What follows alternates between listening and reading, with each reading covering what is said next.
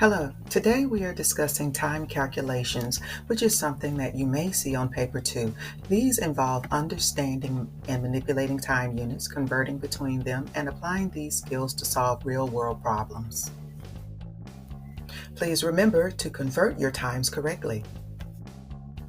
Have a look at this units of time chart. It is important to remember to convert seconds, minutes, hours, and days.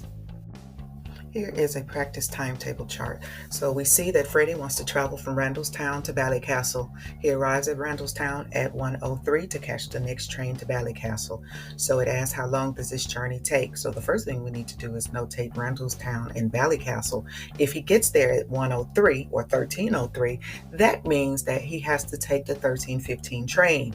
And if we get the 13:15 train, he's going to arrive at 14:09 or 2:09 p.m.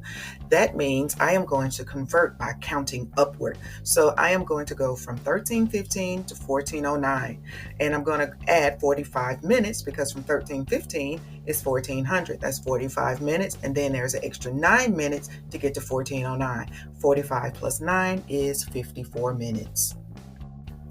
The next train question is about Jennifer, who wants to go to her friend's house in Ballymena. So the first thing I'm going to do is I'm going to make a note of the times from Antrim to Ballymena.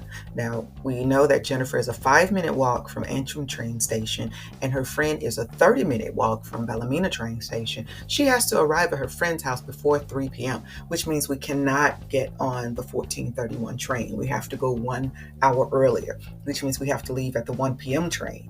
We're going to leave the house then 5 minutes before the 1 p.m. train, which is 12:55.